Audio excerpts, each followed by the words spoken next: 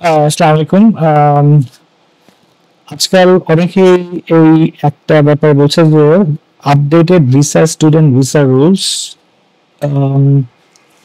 US updated US student visa rules for Bangladeshi applicants, no changing college university after getting I-20।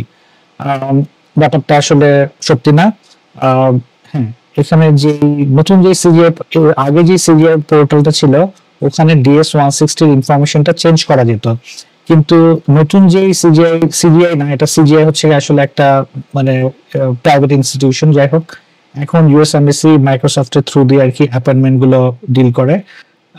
So basically যে নতুন যে portal হয়েছে এখানে DS-160 ইনফরমেশনটা change করা যায় না।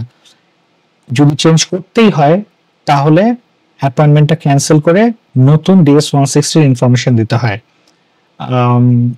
এখন ধরো একটা DS-160 ইনফরমেশন দেওয়া হলো, তোমরা ডিএসটা সাবমিট করলে না, তাহলে 1 মাস পরে DS-160 যেই DS-160টা হয় কি এক্সপায়ার করে, তখন ওই DS-160টা রিট্রিভ করা যায় না।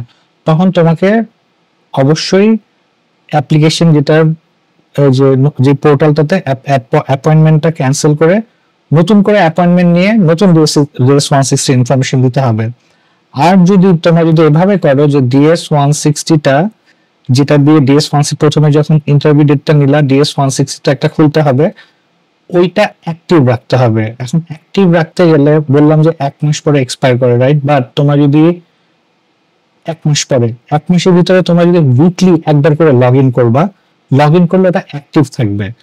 তাহলে পরবর্তীতে তোমরা ইউনিভার্সিটি ধরো 2-3-4টাতে অ্যাপ্লাই করছো, ধরো পরবর্তীতে ওটা করবা কি, জাস্ট DS-160টা ওই ইউনিভার্সিটি নিয়ে যেটা নিয়ে দাঁড়ানো ওটা নিয়ে সাবমিট করে দিবা। But make sure that you log in to DS-160 every week.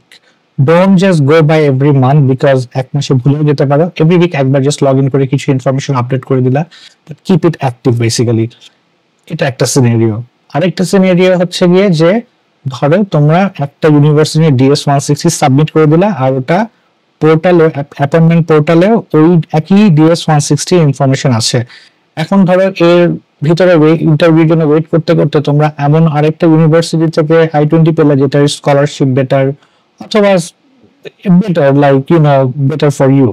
So ওই ক্ষেত্রে আরেকটা DS সাবমিট করতে পারবা, তখন তোমার দুইটা DS-160 হয়ে গেল, দুইটা কনফার্মেশন, রাইট? কিন্তু যে নতুন যেটা করলে ওটা তো আর তোমার অ্যাপয়েন্টমেন্ট পোর্টালে আপডেট করতে পারতেছো না।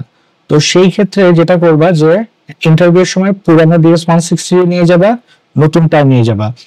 এমবিসি যখন যাবা তখন বলবা যে আমি ইউনিভার্সিটি চেঞ্জ করে আমার ডিএসটা আমার নতুন করে সাবমিট করছি, সো আমাকে এটা আপডেট করে দিন। তো ওরা ওই সময় ইনস্ট্যান্টলি আপডেট করে দিবে, কোনো সমস্যা হবে না, তোমার অ্যাপয়েন্টমেন্ট ক্যান্সেলটা হবে না। যদি ডিএস এই যে অ্যাপয়েন্টমেন্ট পোর্টালে যদি DS-160 একটা ইনফরমেশন থাকে আর তোমার ওটা যদি সাবমিট করা না থাকে DS-160টা, আর নতুন আরেকটা ডিএস নিয়ে যদি যাও, তাহলে অ্যাপয়েন্টমেন্ট ক্যান্সেল হয়ে যাবে for sure. So make sure যে যদি তোমরা ওয়েট করতে চাও, ইউনিভার্সিটি DS-160 এখনো সাবমিট করতে যাচ্ছ না বিকজ তোমাদের এখনো ভালো একটা I-20 আসে নাই, তাহলে DS-160টা অ্যাক্টিভ রাখতে হবে by log in every week.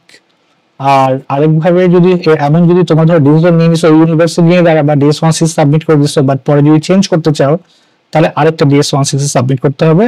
ইন্টারভিউর আগে জাস্ট বলবা যে আমি নতুন করে DS-160 সাবমিট করছি কারণ আমি আরো বেটার ইউনিভার্সিটিতে অ্যাডমিশন পাইছি। এখন অনেক সময় ভিসা অফিসার বলতে পারে যে কেন তুমি চেঞ্জ করছো, তখন just be honest and let them know why you did that.